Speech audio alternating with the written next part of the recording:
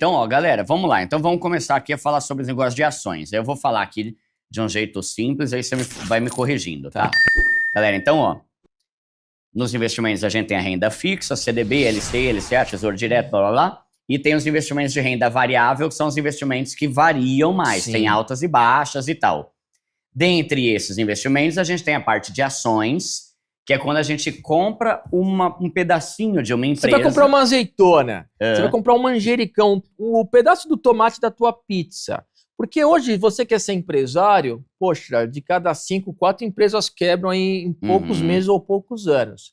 Agora você vai seguir as simpáticas velhinhas Barristal Ladies, que no final dos anos 80 bateu os maiores gestores norte-americanos e trocaram a carta e o crochê, tem um belo livro delas, olhando o cotidiano. Você é cliente de um banco que você gosta. Tem que ter algum banco. E de todos que você pesquisou, isso aqui é o melhor. Você gosta de um supermercado que você fala que está sempre cheio, organizado. Então elas gostavam do Walmart lá nos Estados Unidos. Aí elas gostavam lá de um banco X. Aí elas gostavam de uma farmacêutica que eram os remédios que elas precisavam tomar e elas consumiam. Aí elas começaram a comprar ações das empresas que elas gostavam no dia a dia. Elas bateram os maiores fundos norte-americanos com uma ótima rentabilidade, sem saber economia, sem saber contabilidade, sem saber matemática, só olhando o cotidiano do que elas consumiam e de empresas que elas gostavam. Doido, né, meu? Caramba. Tá, mas aí então, ó, pensando em ações. Primeiro, comprar a azeitoninha da pizza, você vai ser sócio dessa grande empresa comprando a azeitona da pizza. Tá, só que não é toda empresa que tem ação. Não. É só a empresa que abre capital, Tal é na isso? bolsa, que a gente tipo chama. assim, o meu programa Pobre Show é uma empresa, tem um CNPJ. Eu acho que daqui uns 5 anos poderemos comprar as suas ações, você vai fazer um IPO, né? Deve estar já no teu plano aí.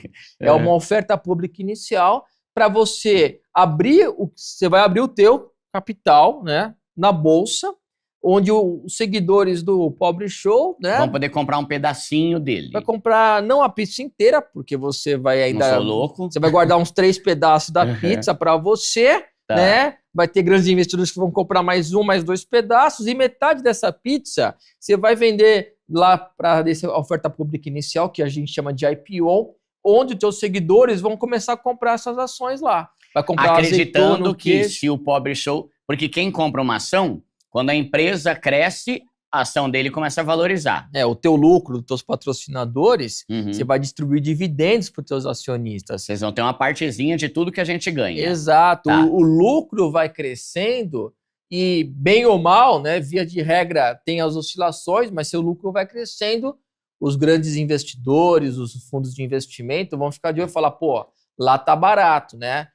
Algumas referências fundamentalistas, que a gente chama de indicador de mercado, o preço da ação pelo lucro por ação é o PL. Pô, o PL abaixo de 10, que é uma referência, qualquer site que você vê lá, como que está o PL da Petro, como que está o PL da Vale. O próprio PL da Bolsa, na média, está menor que 10, está historicamente muito atrativo aqui no nosso país. Se a Selic ano que vem derreter, as ações tendem a explodir, né? Teoricamente, óbvio que você vai acompanhar. E aí você vai vendo o PL, pô, teu PL tá barato, o lucro dobrou e a ação subiu um pouquinho, vamos comprar mais ação aí. Tá. Mas então, não é toda empresa que consegue abrir capital, né? Primeiro ela tem que querer e tem que ter um porte, né? Porque também, pô, eu quero abrir um fundo de investimento, pô, mas tô com 10 mil reais, pô, não dá, não vai pagar os custos. Então, para você também ter lá uma emissão, uma primeira emissão, um IPO, você tem que ter um porte que justifique todos os custos envolvidos para você poder ter essa circulação em bolsa. Tá, e aí então a gente vai na bolsa, no caso no teu banco ou corretora que você tem, Você tem os bancos coordenadores, né, que vão te ajudar nessa emissão. Tá. E aí hoje a nossa bolsa é a B3, que é a única, mas tem já conversas de ter outras bolsas para ter uma concorrência, mas a B3 é de excelência e ela garante que você está comprando de alguém uma ação e esse negócio vai ser executado, né? Tá, para não ter risco. Golpe. É porque tem muita gente que vende uma ação sem ter. Você consegue vender lá no home broker geralmente uma ação sem ter. É mesmo? Mas se você não fizer em até 2 dias o aluguel de alguém ou ter essa ação para passar, você paga a multa. E a bolsa está lá para garantir que essas operações sejam executadas. Tá, entendi. Então, Aí a gente vai lá na bolsa e compra ações. Aí, tudo de forma eletrônica, né? Não tem nem mais a gritaria que tinha, mas você pode visitar, né, a antiga BMF, a antiga Bovespa, que tem lá o pátio onde tinha a gritaria, que era o pregão Viva a Voz, né? Todos os painéis, tem um museu lindíssimo. Então, quem nunca visitou, dá um pulinho no centro aqui de São Paulo, e eram duas bolsas. Era a BMF, que era mercado futuro, que você hoje tem o mini índice futuro, o mini dólar futuro, e tinha a Bovespa, que era do mercado à vista, para comprar Petro, Vale, bancos e outros ativos. Tá, então vamos começar a pensar nas ações. Então, uma carteira recomendada é a carteira que a corretora vai passar para os clientes, porque algum especialista lá falou, ó, para este mês, estou vendo estes ativos aqui. E todo cliente tem acesso ou só quem paga? Por exemplo, o cara tem conta no Banco Inter, no Nubank, no C6, ele tem acesso a uma carteira? Isso aí normalmente é para quem paga uma grana, não é? Não, geralmente é aberto. E como esses rankings ficam também na imprensa, se você consultar pela imprensa, você vai ter acesso. É bem acessível, pessoal. Óbvio que você tem que confiar nesse profissional, ver se ele já ganhou por outros anos, né? Por isso que eu gosto de mencionar, fico orgulhoso do meu trabalho de ter sido o maior vencedor de carteiras aí do Brasil por diversas corretoras, por diversos rankings, né? Mas, por exemplo, hoje que você não está em nenhuma, como que eu consigo seguir a tua carteira? Você divulga no teu Instagram? Essa live de domingo à noite que eu faço da Lume Poupe, às 8 da noite, eu já dou um amendoim. Eu já falo, olha, esses papéis para a semana tão bonitos. O pessoal elogia, gosta. Pô, teve algumas semanas, meses atrás, eu falei de Tesla. O papel subiu aí 30%, 40%. O pessoal vem feliz da vida. Aí às vezes manda presente, manda vinho. Eu falei, não precisa. Eu fico feliz em ajudar. Óbvio que nem 100% das recomendações vão explodir, mas para isso você vai ter o stop, você vai ter disciplina, porque a bolsa é bacana, tem um grande potencial de retorno, mas também dá para perder dinheiro, né? Porque vai para os dois lados, é renda variável. Mas você tem mecanismos de controlar esse risco, de gerenciamento do teu capital e gerenciamento do risco e de controle emocional. Se você pegar um avião agora e decolar, o que acontece com ele? Sobe. E depois? Fica lá até eu mandar ele descer. Mas aí você vai acabar a gasolina, você consegue aterrissar? Não, se acabar não. Você não vai decolar uma coisa que você não sabe aterrissar, né? Ou ter alguém que vai pegar na tua mão. Tem muito investidor em bolsa que decola o avião, chega lá em cima, não sabe o que fazer para pousar, derruba o avião, explode e depois vai chorar que a bolsa é ruim. Mas por quê? Você foi aprender a teoria de pilotar um avião? Você foi testar na prática com o primeiro piloto, você ser copiloto? Aí você fala que avião não presta, que todo mundo que pilotar um avião vai derrubar. Não vai derrubar. A bolsa é interessante, é um grande potencial de retorno. Mas se você subir um avião e se descontrolar emocionalmente, você vai fazer coisa errada e vai derrubar o avião. Mas se você aprender a teoria, a prática e ter um checklist, checou combustível? Como é que está o vento? Né? Checou? O peso está equilibrado aí dos passageiros? Então vai dar certo se você tiver tempo de dedicação e controle emocional. Agora, a maioria entra de qualquer jeito, não sabe o que está fazendo, compra mico, entra em setores perigosíssimos que a maioria das empresas quebram nesse setor. Lembra de Mapping, de Mesbla, aí você vai para Transbrasil, VASP, Varg. Então, varejistas e setor aéreo, as empresas, no geral, têm dificuldades de ter uma saúde de médio a longo prazo. E aí as ações despencam. E geralmente, coloque aí nos comentários onde você tem ações. Magalu, Casas Bahia, Gol, né? Azul. Agora teve aí o acordo recente. Por que essas duas áreas são tão instáveis? Olha, varejo e aérea, companhia aérea? O varejo é complicado, né? Você vê quando a Selic fica elevada. Varejo é principalmente loja de roupa, Mercado Livre e Amazon é varejo também? Sim, mas está atrapalhando as nossas varejistas. Você vai no shopping hoje em dia, você vê que as pessoas estão mais passeando e comendo do que comprando. A internet ela ganhou grande parcela de market share desses varejistas então online. eles prejudicam essas Casas Bahia, Renner, Riachuelo, Magazine Luiza. Prejudicam total. A inflação no Brasil está controlada, mas está alta ainda, né? Não está na meta. A inflação atrapalha muitas varejistas porque elas estão vendendo parcelado, mas elas têm que repor o produto que vai subindo de preço. E a Selic, num patamar que a gente está acima de 10% ainda, não é saudável porque não estimula o consumo, não estimula a economia. O juros está alto, então as pessoas estão com dificuldade aí com o seu cartão de crédito e tudo mais. Então as varejistas é complicado. O setor aéreo também é complexo. Se a aeronave não está totalmente cheia, com uma taxa de ocupação da aeronave acima de 80%, é complicada a operação. O combustível é muito caro também. E a pandemia atingiu em cheio esses dois setores, você concorda? As pessoas não viajavam, as pessoas não saíam de casa. E aí, comprando pela internet, você está comprando mais em Mercado Livre, que é a Meli 34, tem um ativo lá fora para você poder comprar aqui no Brasil como BDR.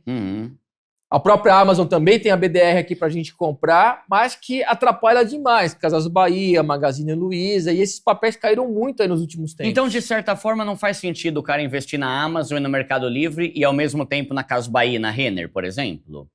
Porque uma meio que prejudica a outra. Mas se aí você começa a diversificar muito, e aí você começa a comprar papéis que podem ir bem enquanto os outros vão mal, você vai ter uma carteira muito travada e aí quando diversifica muito, você vai estar perto da média que você poderia estar comprando o índice, o Ibovespa, ou ETFs que seguem o índice, que, por exemplo, a BOVA11. Aí eu não vejo muito sentido em relação, em vez de fazer isso, você faz o quê? Faz uma carteira de 5 a 10 papéis, não muito concentrado. Papéis é empresa, né? Oi? Papéis é empresa. Exato. Fala, compra 2 papéis. Você compra duas empresas. Ativos, papéis, ações, empresas são todos sinônimos. Muito bem destacado aí para quem ainda não está imerso nesse mercado, nesse mundo, né? Então, o que eu acho que é interessante? Você não ter muitas ações, mas também não ter poucas. Então, no mínimo 5. E aí 10, 15, ok. Mas se você vê, às vezes, cliente ou seguidor que tem 100 papéis, 200. Aí tá muito diversificado. E uma merrequinha de nada em cada. Você acaba se perdendo, você acaba não conseguindo acompanhar. Numa emergência que você tem que dar o stop, que é aquela saída para controlar a tua perda, né? Porque a perda tem que ser controlada. Se você tá perdendo 10%, coloque aí no chat, quantos por cento tem que subir para recuperar uma perda de 10? Não é 10, é 11. Então, se você perde até 10, com 11 você recupera. Mas se você deixar alongar o teu prejuízo num fundo imobiliário ou numa ação, você está perdendo 50, já está difícil recuperar. Tem que subir quanto, pessoal? 100%. Caramba. Porque você tem que dobrar porque você perdeu metade. Eu já ouvi casos de investidores que perderam 90%. Nossa, mano. Como aconteceu no passado com a GX, né? E com outras ações. Querem investir em mico, né? Por exemplo, Leandro, o IBR está caindo muito. Mas ainda está com um gráfico indicando que vai cair. Aí eu falava para eu dou tchau, né? Mas tem gente que quer caçar papeizinhos que estão bem baratinhos, custando centavos, ação que estão em RJ. Conhece RJ, não? Não. O que é RJ? Não é o Rio de Janeiro. É recuperação judicial. Aquela empresa que vai mal e vai ter que fazer uma recuperação judicial. E tem umas empresas grandes fazendo isso, né? E é perigosíssimas, né? Mas é ali que eu vou dar minha bala de prata. Pessoal, cuidado com aposta esportiva, né? Com cassino online. E a Bolsa não traga esse sentimento de cassino, porque a Bolsa não é cassino. A Bolsa é investimento, diversificação com aprendizado técnico e disciplina. Então, fuja de micos, papéis de recuperação judicial, que é mais fácil continuar a cair do que recuperar. Né? Então, fazer uma diversificação de boas empresas que estão com movimentos gráficos em alta ou uma reversão confirmada, que tem técnicas para isso, simples e eficientes, para olhar a variação de preço do dólar, de criptoativos, de ações brasileiras, de ações internacionais. E o gráfico ajuda muito e foi meu diferencial para vencer meus concorrentes. Mas você fez economia, né? Fiz economia. O fato de você ser formado em economia te facilita muito de entender esses movimentos, né? Exato. Porque a economia tem a ver, né? Guerra, petróleo, tudo isso influencia as nossas ações. Se o juros está em tendência de alta, tem setores e empresas que são favorecidas. Se o juros está em queda, tem outros papéis e outras empresas. Mas o meu pulo do gato não foi esse. Porque meus concorrentes em corretoras, né, que também passavam carteira recomendada, geralmente eram economistas e fundamentalistas. Meu grande diferencial foi buscar um aprendizado nos gráficos. Tá. Então, e essa análise gráfica é real mesmo? É tem real. gente que fala que é tipo pura... Porque às vezes a gente vê, É que quem não conhece fala mal. Tipo, a gente vê muito negócio de criptomoeda. O Bitcoin bateu essa curva e aqui tá formando um ângulo côncavo, quer dizer que vai bombar. Aí cai 80%. Porque é a interpretação da psicologia do investidor, do ser humano. E o investidor tem pânico, tem ganância. E aí você acha que um papel que caiu muito vai subir porque custava 10 e custa 1. Aí você vai comprar R$1 porque vai voltar para 10. Isso é uma análise gráfica porca, né? Horrível. Mas tem gente que faz análise gráfica assim. Agora, se você começa a entender o zigue-zague de um ativo, só quer comprar ações que está com demanda compradora que o gráfico mostra, mas aí você vai evitar entrar numa ação que subiu 30% em 10 dias. Por quê? Porque pela psicologia do investidor, uma ação que subiu 30% em 10 dias vai ter que ter uma correção saudável. Sempre acontece esse negócio de correção? Sempre. Correção é quando tá subindo, alguma hora ele tem que cair? Exato. Por quê? Porque nada anda em linha reta, né? E quem comprou uma ação que estava R$10, ela foi para 20, está com vontade? Pagar uma viagem, trocar de carro, trocar de apartamento, ou comprar uma ação que ainda não deu essa porrada. Então, um gráfico, se você tiver uma leitura simples e eficiente, você vai evitar entrar em porcarias que só estão caindo. Você vai buscar ações que estão com fôlegos bonitos e que vai dar tempo de descanso. Por exemplo, 2 empresas brasileiras que são espetaculares. Outro dia em férias eu saí de Roma para Paris, pela Air France. Adivinha qual era o avião? O Air France? Era. O da Air France era qual companhia que construiu a aeronave? A Embraer? A Embraer. Pô, baita orgulho. Puta empresa boa, nossa, né? A gente reclama que a gente não tem mais carro, a gente tinha o Gurgel, que a gente não tem mais equipamento de som, a gente tinha a Gradiente, que era uma bela empresa, né? Mas a gente tem a Embraer, que é uma bela empresa. Só que a Embraer não sobe todo ano.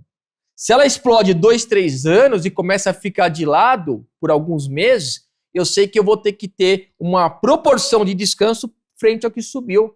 Isso são movimentos harmônicos que os gráficos nos mostram. Tem um pouco de arte, mas se você simplificar, não querer colocar vários estudos, indicadores, poluir tua tela, uma maneira simples e eficiente de análise funciona, pessoal. Porque é você racionalizar os movimentos e não comprar por emoção. Comprar porque você quis. Né? O papel subiu 100%, eu vou comprar. Vai estar fazendo coisa errada. Uma outra empresa brasileira também, que é referência mundial, faz motores elétricos, faz agora também a parte de energia eólica, está presente em vários países. Quem que é? É a WEG. Já ouviu falar? Já. Bela empresa. Mas ela também ficou aí por um bom período de lado. Pegando fôlego, tinha subido demais. E agora voltou a subir. Quebrou lá uma resistência de forma interessante, numa figura que eu ensino que é super bacana, e o papel explodiu. Então, com calma, com paciência, com disciplina e controle emocional, você não vai derrubar o avião. Um avião é mais seguro que elevador. Tem mais morte de elevador do que de avião. Mas e pega um piloto que mal aprendeu, que está seguindo aí lá um guru errado e que ainda não aprendeu a fazer um controle emocional, vai estar lá em pleno voo, vai chegar uma turbulência, você vai se desesperar, você vai puxar o nariz do avião para cima, o que acontece? Quando você puxa o avião para cima, as asas não têm mais sustentação, porque elas se sustentam assim. Quando o avião está assim, elas perdem sustentação. Parece que você vai subir mais, mas você vai cair. Maluco, né? Você dá motor e puxa o nariz para cima, você cai. Mas o cara que ainda não aprendeu direito e não simulou, e não teve calma e paciência, vai derrubar o avião. Quando eu era pequeno, faz tempo, a gente tinha lá o Folha Invest, né? Que era um belo simulador. A gente aprendia a investir na bolsa simulando. Hoje as pessoas já querem pegar o avião de verdade. Vai derrubar o avião. Então o que eu recomendo? A bolsa é bacana? Mas se você não tiver calma, de forma gradativa, você tá lá com uma carteira de investimento de R$10 mil, R$50 mil, começa com 1.000, começa com 2.000, não vai pôr tudo na bolsa, né? Aí eu aprendi lá uma tal de opções. vou comprar, daqui um ano eu vou ver como vai estar. Não vai ter mais nada, porque as opções duram um mês só. Então não é um mercado agressivo que você tem que já ir agora. Ah, mas eu ouvi falar que dá para fazer opções travado no ativo. Mas você vai ter que aprender a fazer isso, não vai comprar de qualquer jeito. Então tudo leva tempo, mas o mercado de capitais e a bolsa tem esse grande apelo, porque você tem esse aprendizado. Eu não sei tudo, entrei na bolsa em 99, desde aquele meu primeiro estágio, já vendo fundos de ações. Depois em corretora, eu comecei lá na Valpires em 2009, né? Já estou aí uma boa estrada em corretora, em bolsa. Tive uma época antes de 2009 de fazer movimentações mais curtas que me deu um grande aprendizado que eu fazia para mim e aí eu pus em prática. E aí eu aumentei o tempo gráfico para ver as carteiras de ações mensais, deu super certo. Mas eu sei que até hoje eu não sei nada. O investidor que começa a comprar ações hoje, em um ano ainda ele está muito jovem, em 2 também. No 4º ano vai ter o quê? Eleições presidenciais, aí ele vai ver volatilidade. A cada 10 anos chega uma crise, que é oportunidade, como teve em 2001 com a bola da internet Torres Gêmeas. Depois, 2008, a crise do mercado imobiliário norte-americano, subprime, que as ações derreteram, depois subiram fortemente. Tivemos Wesley Day, tivemos greve dos caminhoneiros, tivemos no carnaval de 2020 o Covid, mas tudo isso são oportunidades, porque aí você compra ações de dividendos mais barata, você compra grandes empresas mais barata, você se protege. Tem os mais especuladores que até ganham com a queda, porque você pode vender sem ter uma ação alugando. O conceito de primeira é complexo, mas na prática não é tão difícil assim de você fazer. Então a bolsa te traz aí N possibilidades, né? Como um avião. Pô, você quer ir para a Europa, você vai em 10 horas, você não vai em meses. Mas se derrubar o avião é ruim, né? Você pode acabar com a tua vida.